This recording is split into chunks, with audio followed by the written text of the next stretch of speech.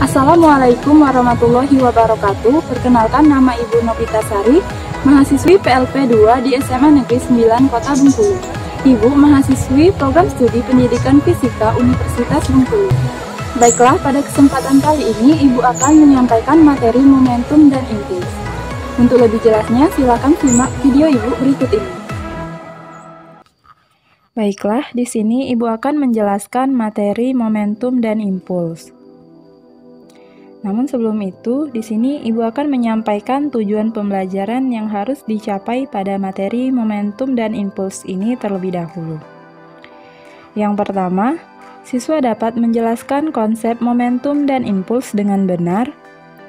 Kemudian, siswa mampu menganalisis hubungan gaya, momentum, dan impuls dalam gerak benda. Yang ketiga, siswa dapat menjelaskan aplikasi momentum dan impuls dalam kehidupan sehari-hari.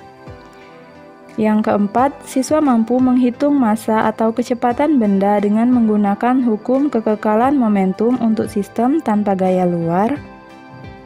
Yang kelima, siswa dapat menghitung besar kecepatan benda setelah tumbukan. Yang keenam, siswa dapat memahami jenis-jenis tumbukan. Yang ketujuh, siswa dapat menghitung tinggi dan kecepatan pantulan bola pada salah satu jenis tumbukan. Dan yang terakhir, siswa dapat menghitung besar koefisien restitusi tumbukan. Nah, ini merupakan tujuan pembelajaran yang harus dicapai pada materi momentum dan impuls ini. Selanjutnya, ini adalah peta konsep dari materi momentum dan impuls. Sini ada momentum, impuls, dan tumbukan. Jadi tentu saja kita akan mempelajari momentum, impuls, kemudian tumbukan. Nah, pada tumbukan ini berlaku hukum kekekalan momentum. Kemudian, pada tumbukan juga terbagi menjadi 3, yaitu tumbukan lenting sempurna, tumbukan lenting sebagian, dan tumbukan tidak lenting sama sekali. Kemudian, pada tumbukan lenting sempurna itu juga berlaku hukum kekekalan energi kinetik.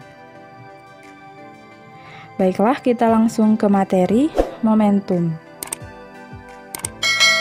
Apa itu momentum? Secara matematis, momentum sebuah benda didefinisikan sebagai hasil kali massa dengan kecepatannya. Berdasarkan definisi tersebut, momentum termasuk besaran vektor. Ya, seperti yang kita ketahui ya, bahwa kecepatan ini merupakan besaran vektor. Karena dia hasil kali antara massa dengan kecepatan, maka otomatis momentum juga termasuk ke dalam besaran vektor. Yang artinya, momentum memiliki besar dan juga arah. Momentum sebuah partikel dapat dipandang sebagai ukuran kesukaran untuk memberhentikan gerak sebuah partikel. Benda-benda yang massanya besar dan bergerak memiliki momentum yang besar. Karena tadi, momentum ini dipandang sebagai ukuran kesukaran untuk memberhentikan gerak sebuah partikel. Jadi tentu saja, benda yang massanya besar, otomatis momentumnya juga besar. Selanjutnya, ini adalah persamaan momentum sebuah benda, dapat dituliskan P sama dengan M dikali V. Seperti tadi sudah kita bahas, kalau momentum itu adalah hasil kali antara massa dengan kecepatan.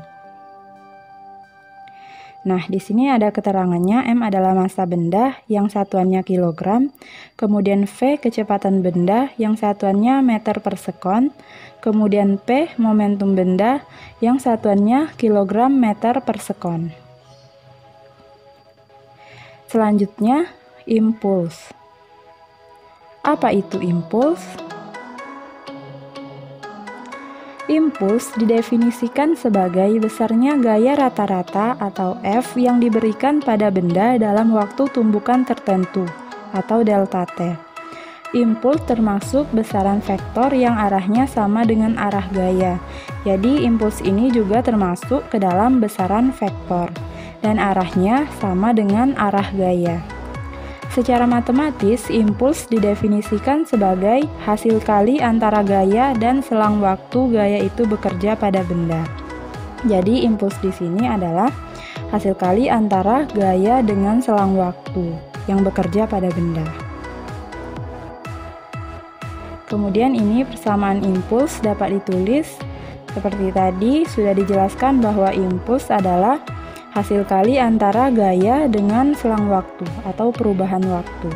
Nah, di sini sudah ada keterangannya.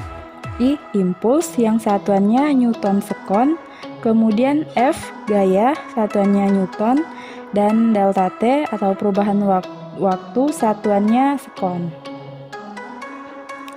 Selanjutnya, hubungan momentum dan impuls. Impuls adalah perubahan momentum suatu benda pada saat terjadi tumbukan.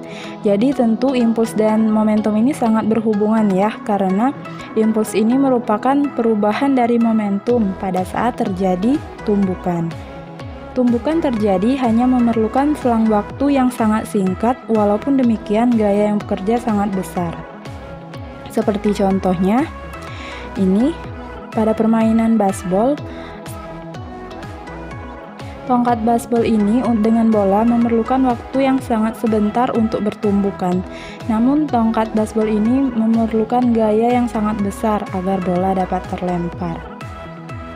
Sama juga dengan bola biliar yang saling bertumbukan, mereka membutuhkan waktu yang sangat singkat untuk bertumbukan, namun gaya yang bekerja pada bola ini sangat besar. Sama juga ini palu yang memukul paku. Nah, hubungan antara momentum dan impuls dapat dinyatakan dengan persamaan berikut. I sama dengan delta P, karena tadi impuls adalah perubahan momentum. Seperti yang tadi sudah dibahas bahwa I itu adalah perkalian dari F dikali dengan delta T. Kemudian perubahan momentum M dikali dengan V2 dikurang V1. Inilah persamaan dari hubungan antara momentum dan impuls. Selanjutnya, hukum kekekalan momentum. Jumlah momentum sesaat sebelum tumbukan sama dengan jumlah momentum setelah tumbukan, asalkan tidak ada gaya luar yang bekerja pada sistem. Jadi di sini ada syarat ya. Jadi jumlah momentum itu sebelum tumbukan akan sama jumlahnya dengan setelah tumbukan, asal tidak ada gaya luar yang bekerja pada sistem.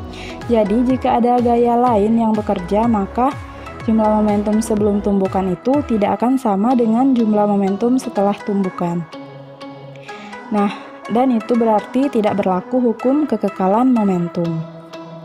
Bisa kita lihat pada gambar ini, jumlah momentum antara benda 1 dan benda 2 sebelum mereka bertumbukan dengan jumlah momentum benda 1 dan 2 setelah bertumbukan akan bernilai sama. Mengapa? Karena meskipun setelah bertumbukan benda 1 momentumnya berkurang, namun benda 2 akan mengalami pertambahan momentum sebesar dari jumlah momentum benda 1 yang berkurang tadi. Jadi otomatis jumlah momentum sebelum dan sesudah tumbukan akan bernilai sama. Nah, selanjutnya formulasi dari hukum kekekalan momentum. Sigma P sama dengan sigma P aksen. P aksen di sini menunjukkan setelah mereka bertumbukan ya. Ini momentum sebelum bertumbukan dan ini momentum setelah bertumbukan. Sigma P, P1 ditambah P2 sama dengan P1 aksen ditambah P2 aksen. Sehingga menjadi M1 dikali V1 ditambah M2 dikali V2 sama dengan M1 dikali V1 aksen ditambah M2 dikali V2 aksen. Jadi ini adalah tadi kan momentum adalah M dikali dengan V. Jadi tinggal kita masukkan saja untuk benda 1 itu M1 V1, untuk benda 2 M2 V2, begitupun dengan sesudah mereka bertumbukan.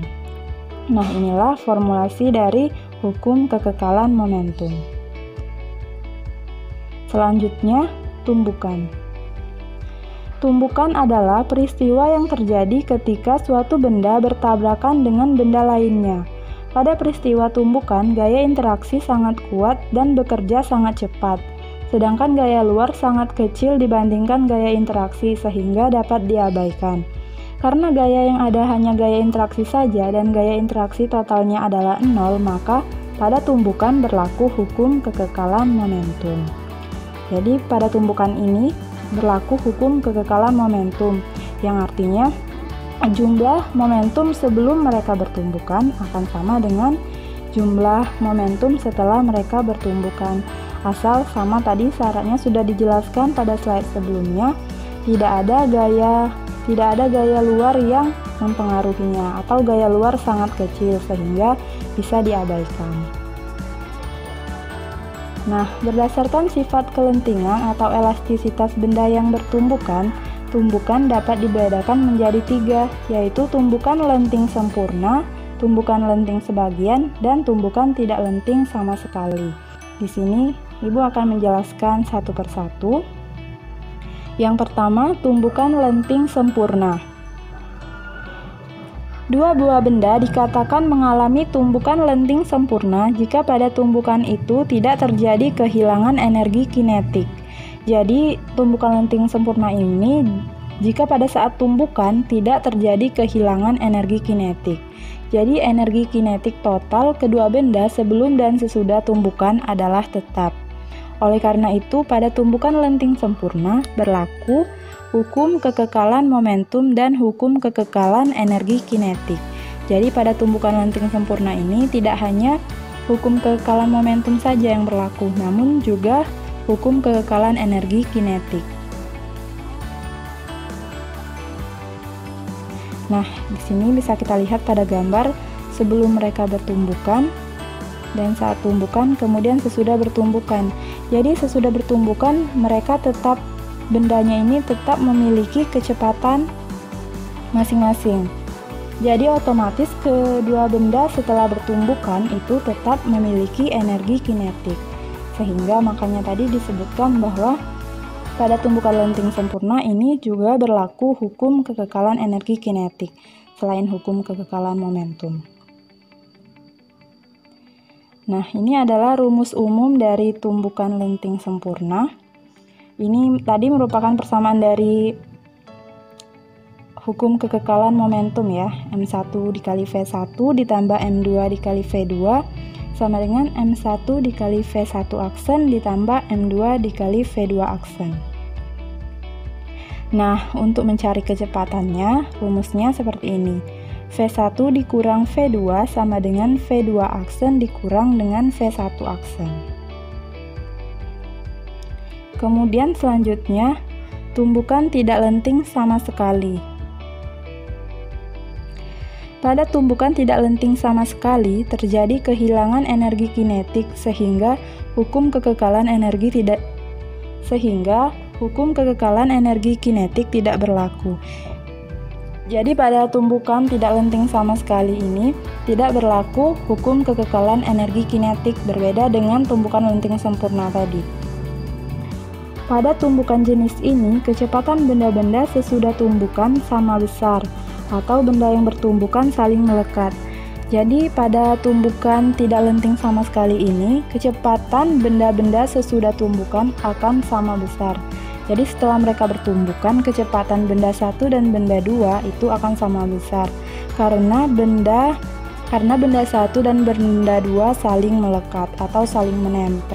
Nah, bisa kita lihat pada gambar sebelum bertumbukan M1 V1, M2 V2, kemudian dia bertumbukan dan sesudah bertumbukan benda 1 dan benda 2 saling melekat atau saling menempel. Jadi otomatis kecepatan akhir mereka adalah sama atau kecepatan sesudah mereka bertumbukan itu adalah sama, sebesar V aksen. Nah, rumus dari tumbukan tidak lenting sama sekali. Ini adalah persamaan hukum kekekalan momentum tadi. Nah, kemudian ini untuk mencari kecepatan bendanya, karena tadi mereka saling melekat, V-nya sama, V sesudah tumbukan ya. Jadi V1 aksen sama dengan V2 aksen sama dengan V aksen. Sehingga persamaannya menjadi M1 dikali V1 ditambah M2 dikali V2 sama dengan M1 ditambah M2 dikali V aksen. Selanjutnya, tumbukan lenting sebagian. Pada tumbukan lenting sebagian tidak berlaku hukum kekekalan energi kinetik karena ada sejumlah energi kinetik hilang pada proses tumbukan. Saat proses tumbukan, ada sejumlah energi kinetik yang hilang. Jadi, pada tumbukan lenting sebagian ini juga tidak berlaku hukum kekekalan energi kinetik. Rumus dari tumbukan lenting sebagian. Ini tadi sama persamaan hukum kekekalan momentum. Nah, untuk mencari V-nya, V2 aksen dikurang V1 aksen sama dengan E dikali V1 dikurang V2. Nah, di sini ada sedikit berbeda dengan persamaan-persamaan sebelumnya. Pada tumbukan lenting sebagian, di sini ada variabel lain yang mempengaruhi. Nah, apa itu? E itu adalah koefisien restitusi yang merupakan negatif perbandingan antara kecepatan relatif sesaat sesudah tumbukan dengan kecepatan relatif sebelum tumbukan. Nah, ini adalah persamaannya. E sama dengan negatif perbandingan dari kecepatan sesudah mereka bertumbukan dengan kecepatan sebelum tumbukan, atau E sama dengan negatif delta V aksen dibagi dengan delta V, atau sama dengan negatif V2 aksen dikurang V1 aksen dibagi V2 dikurang V1. Nah, ini merupakan persamaan dari koefisien restitusi. Baiklah, bisa dilihat di sini, ini merupakan skema dari tumbukan lenting sebagian. Bisa kita lihat di sini antara bola dengan lantai. Setelah mereka bertumbukan, hanya bola yang bergerak dan lantai tetap diam. Itulah yang disebut dengan tumbukan lenting sebagian tadi. Berdasarkan persamaan gerak jatuh bebas, besar kecepatan bola memenuhi persamaan. Jadi di sini agak sedikit berbeda dengan yang sebelumnya ya untuk mencari kecepatannya, karena dia menggunakan prinsip gerak jatuh bebas. Seperti yang kita ketahui, pada gerak jatuh bebas itu kecepatan sama dengan akar 2 dikali gravitasi dikali dengan ketinggian. Jadi V sama dengan akar 2GH. Untuk kecepatan lantai sebelum dan sesudah tumbukan sama dengan 0.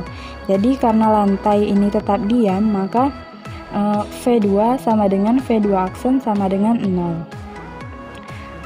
Besar koefisien restitusi untuk tumbukan antara benda dengan lantai adalah E sama dengan akar H2 per H1. Nah, dari ketiga jenis tumbukan yang sudah Ibu jelaskan tadi, ini merupakan kesimpulan dari ketiga jenis tumbukan ini. Yang pertama, untuk tumbukan lenting sempurna, itu berlaku hukum kekekalan momentum dan hukum kekekalan energi kinetik, serta koefisien restitusinya sama dengan 1. Jadi, ketiga-tiga tumbukan ini masing-masing memiliki nilai koefisien restitusi masing-masing ya. Dan perlu diingat, untuk tumbukan lenting sempurna itu koefisien restitusinya sama dengan 1.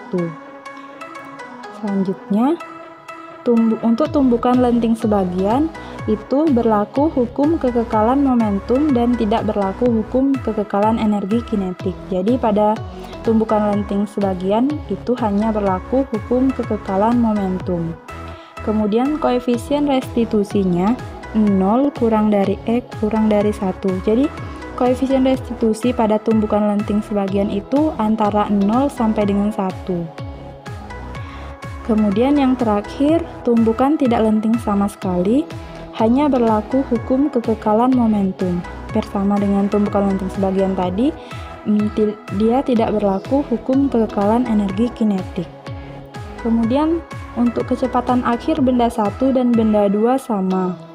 Jadi pada tumbukan tidak lenting sama sekali, itu kecepatan akhir benda 1 dan benda 2 sama. Kemudian koefisien restitusinya sama dengan 0.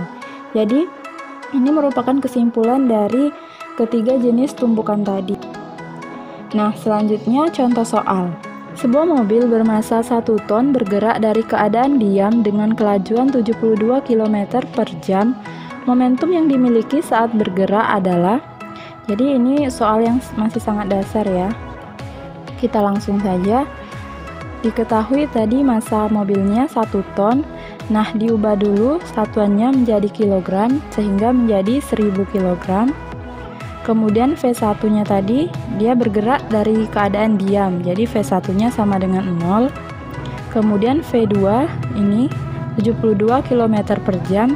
Kita ubah juga satuannya menjadi meter per sekon sehingga menjadi 20 meter per sekon. Nah, yang ditanya adalah momentum.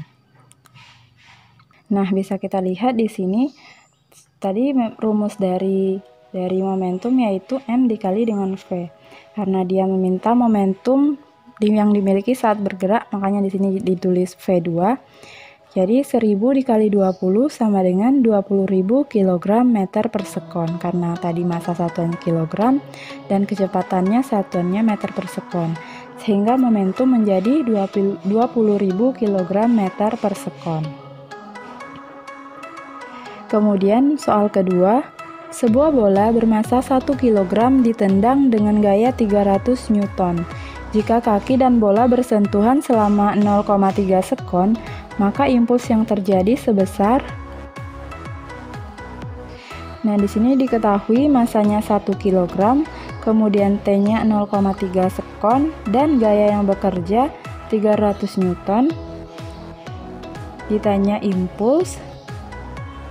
Seperti yang kita ketahui tadi, rumus impuls itu adalah F dikali delta T.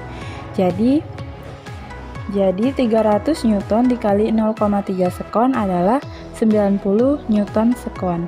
Ini masih soal-soal dasar. Dan ketiga, contoh soal yang ketiga, sebuah bola pingpong bermassa 4 gram jatuh bebas dari ketinggian 1,8 meter.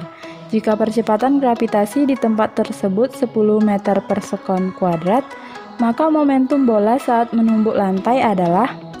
Nah, ini tadi juga sudah kita pelajari. Diketahui massa sama dengan 4 gram, kita ubah dulu menjadi kilogram, jadi 0,004 kilogram. Kemudian ketinggiannya atau H-nya tadi 1,8 meter. Kemudian yang ditanya momentum bola saat menumbuk lantai. Jadi momentum bola. Nah, di sini menggunakan konsep gerak jatuh bebas tadi ya. Jadi untuk mencari V-nya itu akar 2GH. Jadi sama dengan akar 2 dikali percepatan gravitasi 10 meter per sekon kuadrat dikali dengan ketinggian atau H tadi 1,8 sehingga menjadi akar 36. Akar 36 itu adalah 6. Jadi untuk kecepatan bola 6 meter per sekon. Kemudian yang ditanya tadi momentum bola.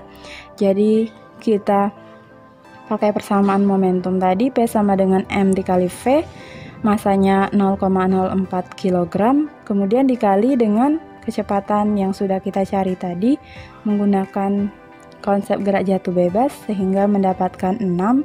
Jadi 0,004 dikali dengan 6 sama dengan 0,024 kg meter per sekon. Ini untuk soal nomor 3. Baiklah, soal selanjutnya. Sebuah peluru bermassa 20 gram ditembakkan ke dalam sebuah balok kayu bermassa 10 kg yang diam. Jika peluru menancap ke dalam balok dan kecepatan balok berubah menjadi 20 cm per sekon, maka kecepatan awal peluru tersebut adalah. Jadi diketahui M1-nya 20 gram, kita ubah menjadi kilogram sehingga menjadi 0,02 kg. M2-nya 10 kg, V2-nya sama dengan 0 karena ini kayu bermassa 10 kg yang diam. Jadi V2-nya sama dengan 0, kemudian V2 aksen sama dengan 20 cm per sekon. Ini ya, kecepatan balok berubah menjadi 20 cm per sekon. Jadi kita ubah dulu juga menjadi satuannya meter per sekon sehingga menjadi 0,2 meter per sekon. Kemudian yang ditanya kecepatan awal peluru atau V1. Nah, ini merupakan contoh dari soal tumbukan tidak lenting sama sekali. Masih ingat konsep dari tumbukan tidak lenting sama sekali tadi?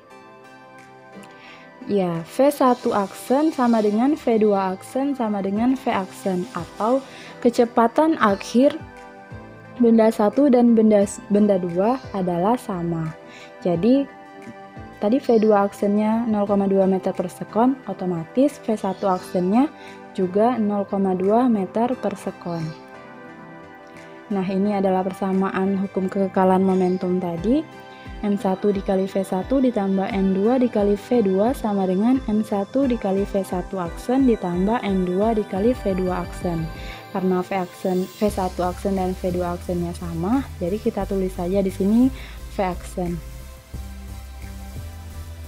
Nah, kita masukkan nilai M1-nya dikalikan dengan V1, kemudian nilai M2 dikali V2, kemudian massa 1 dijumlahkan dengan massa 2, kemudian dikali dengan V aksen tadi. Sehingga menjadi 0,02 V1 sama dengan 2,004.